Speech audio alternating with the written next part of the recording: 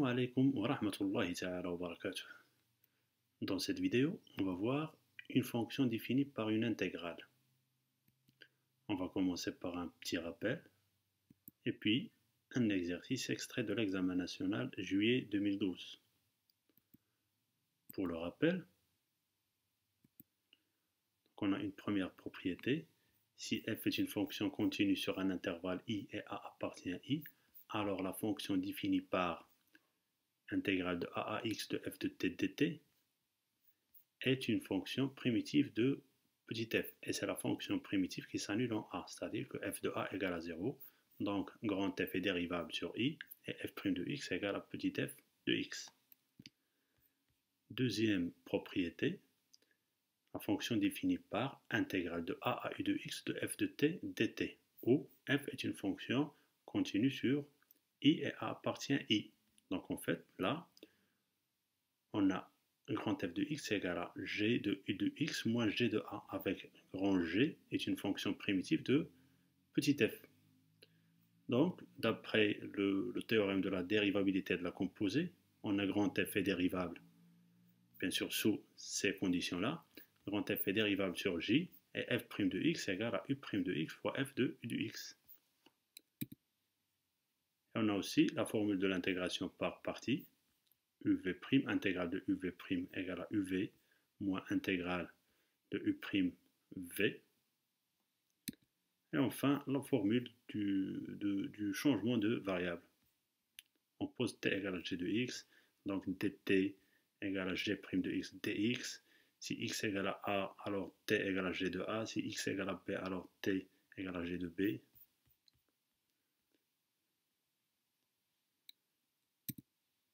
Pour l'exercice, on va étudier, ou bien on va voir la fonction f définie par grand f égale l'intégrale de 1 sur x à x de ln de t sur 1 plus t au carré dt. Calculer f de 1. Montrer que la fonction f est dérivable et calculer sa dérivée. Et on déduit qu'elle est nulle sur l'intervalle 0 plus l'infini. Et puis, troisième question, une intégration par partie pour montrer cette formule-là. Cette expression de grand f de x. Quatrième question, montrer que arc tangente x plus arc tangente 1 sur x égale à pi sur 2, quel que soit x supérieur strictement à 0. Et enfin, on déduit que ln de x égale à 2 sur pi intégrale de 1 sur x à x de arc tangente t sur t dt. Bien sûr, vous allez arrêter la vidéo pour copier l'énoncé et répondre aux questions, puis allez voir les solutions pour comparer à vos réponses.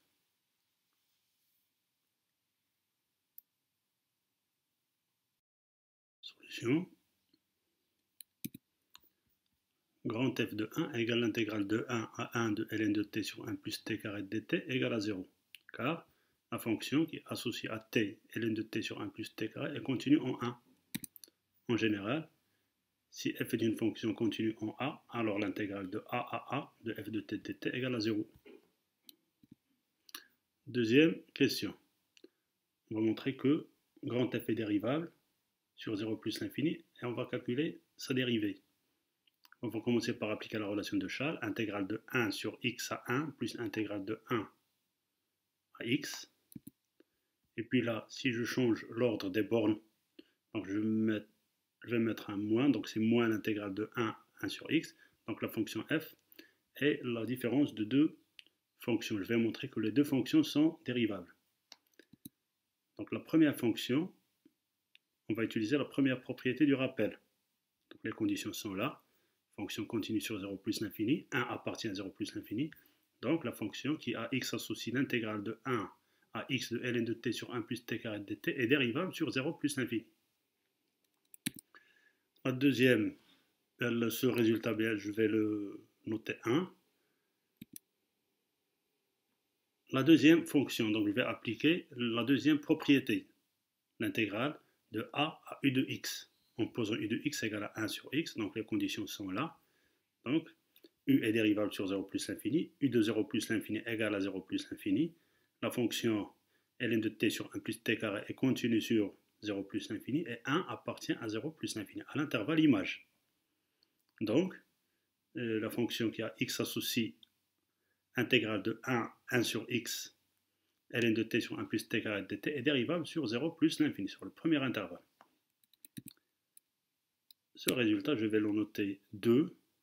Donc, de 1 et 2, on a grand f est dérivable sur 0 plus l'infini, et sa dérivée est égale à ln de x sur 1 plus x carré, la dérivée de la première fonction, moins 1 sur x prime, u prime, fois f de u, petit f de u. C'est la formule qu'on a dans la propriété 2 du rappel.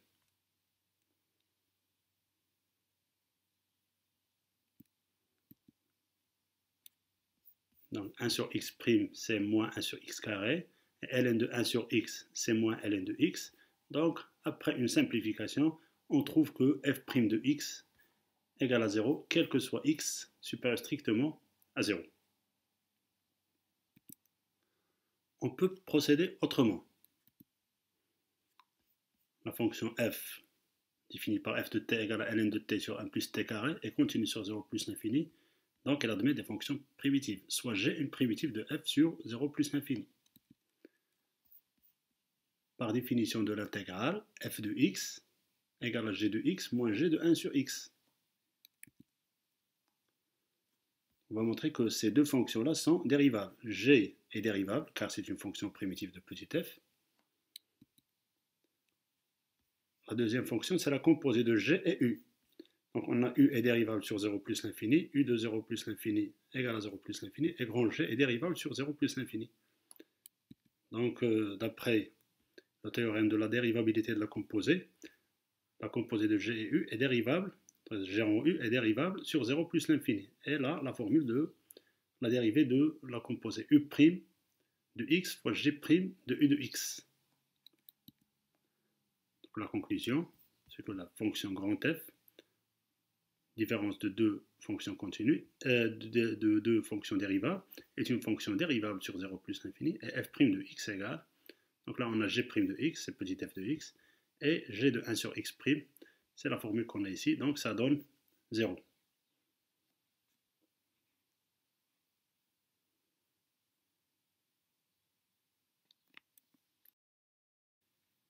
Question B. On a d'après la question précédente, quel que soit x supérieur strictement à 0, f' de x égale à 0. Donc, f est une fonction constante sur 0 plus l'infini. C'est-à-dire, il existe un c qui appartient à R et qui ne dépend pas de x, quel que soit x appartient à 0 plus l'infini, f de x égale à c.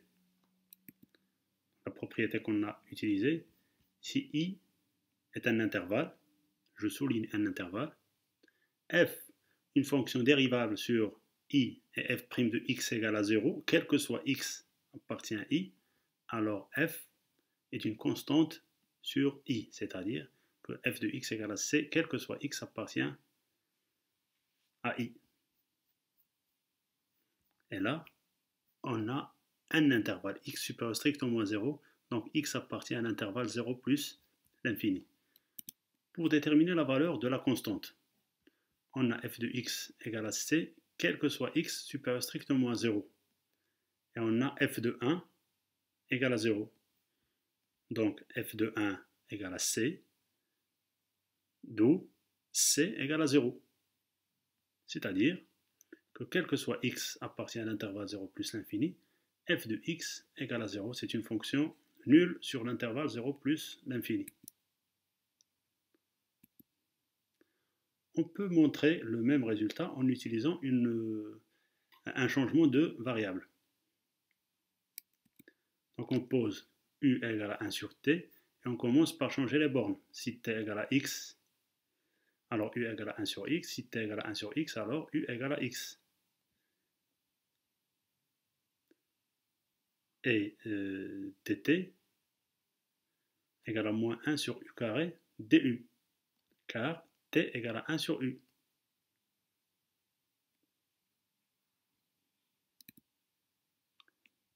Donc, f de x égale l'intégrale de x à 1 sur x, donc on a changé les bornes. ln de 1 sur u, on avait ici ln de t, sur 1 plus 1 sur u carré. On remplace t par 1 sur u. Et dt par moins 1 sur u carré du. Ce qui donne l'intégrale de x à 1 sur x de ln de u sur 1 plus u carré du. Donc c'est la même chose que l'intégrale de x à 1 sur x de ln de t sur 1 plus t carré dt. C'est-à-dire que c'est égal à moins f de x.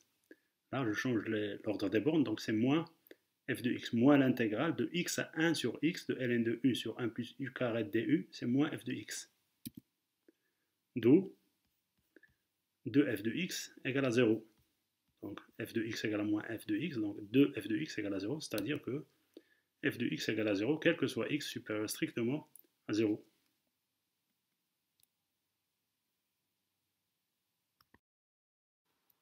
Question 3, intégration par partie.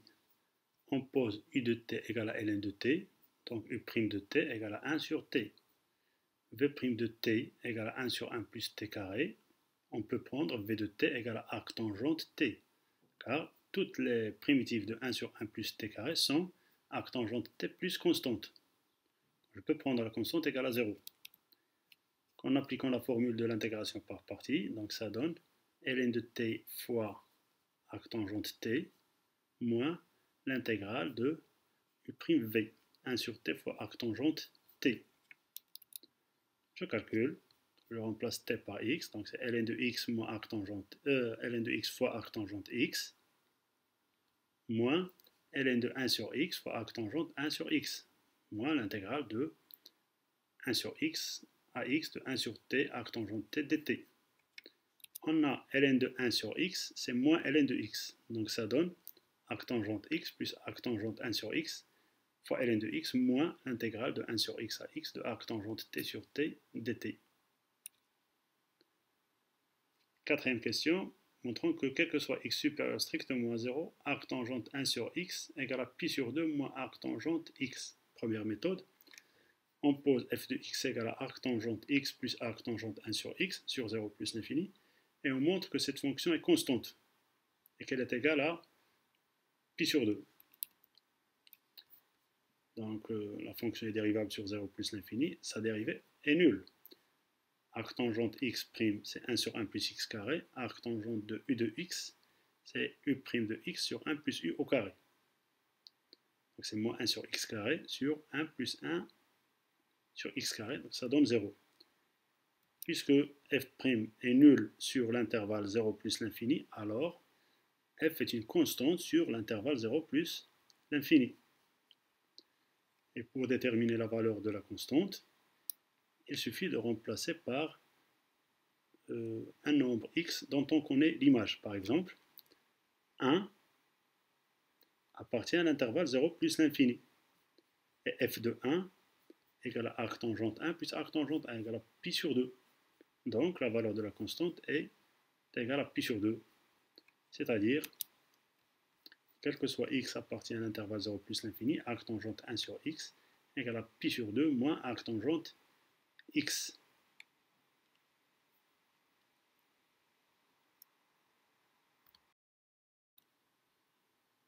Deuxième méthode, on a tangente pi sur 2 moins arc tangente x égale à 1 sur tangente arc tangente x égale à 1 sur x. Et pi sur 2 moins arc tangente x est compris entre moins pi sur 2 et pi sur 2. Vous pouvez vérifier facilement que pi sur 2 moins arc tangente x appartient à l'intervalle moins pi sur 2, x est supérieur strictement à 0, donc arc tangente x est compris strictement entre 0 et pi sur 2.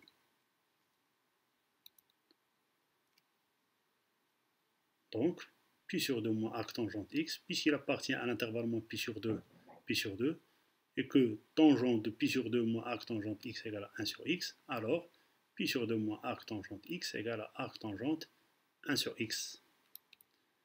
Les propriétés qu'on a utilisées, tangente pi sur 2 moins alpha égale à 1 sur tangente alpha, tangente arc tangente x égale à x, quel que soit x appartient à R, et y égale à arc tangente x, équivalent x égale à tangente y, quel que soit x appartient à R, quel que soit y appartient à l'intervalle moins pi sur 2, Ici, l'expression qui joue le rôle de y, c'est pi sur 2 moins arc tangente x. Et l'expression qui joue le rôle de x, c'est 1 sur x.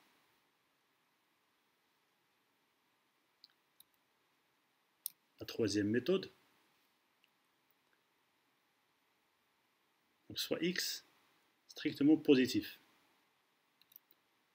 On considère un triangle ABC avec la longueur du côté AB est 1, la longueur de BC est x. X est supérieur strictement à 0. Et on a les angles alpha et bêta. En fait, on ne va rien montrer. On va juste écrire les données qu'on a sur la figure. La tangente alpha égale à x sur 1 égale à x, et alpha est compris entre 0 et pi sur 2, donc alpha égale à arctangente x. Et tangente bêta égale à 1 sur x, l'opposé sur l'adjacent, et bêta est compris entre 0 et pi sur 2, donc bêta égale à arctangente 1 sur x. Et puisque le triangle ABC est un triangle rectangle, en B, donc alpha plus bêta égale à pi sur 2. Et je remplace, alpha c'est arctangente x plus arctangente 1 sur x, bêta c'est arctangente 1 sur x égale à pi sur 2. Donc pi sur 2 moins arctangente 1 sur x égale à arctangente x, quel que soit x supérieur strictement à 0.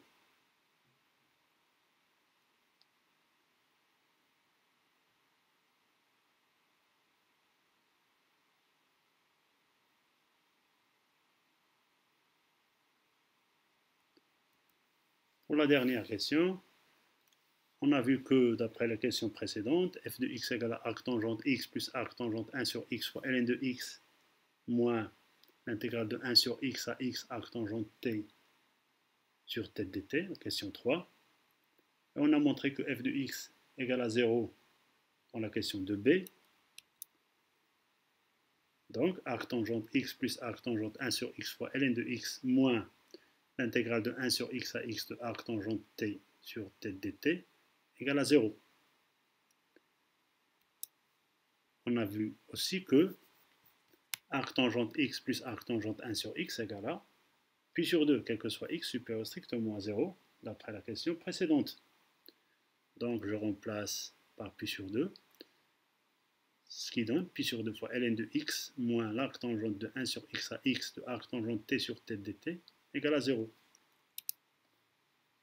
D'où ln de x égale à 2 sur pi intégrale de 1 sur x à x de arctangente t sur t dt.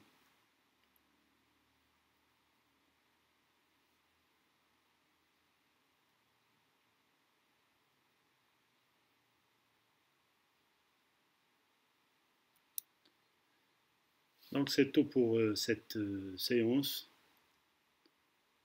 Et à une autre séance, un autre exercice, Inch'Allah, un deuxième exercice concernant toujours la fonction définie par une intégrale.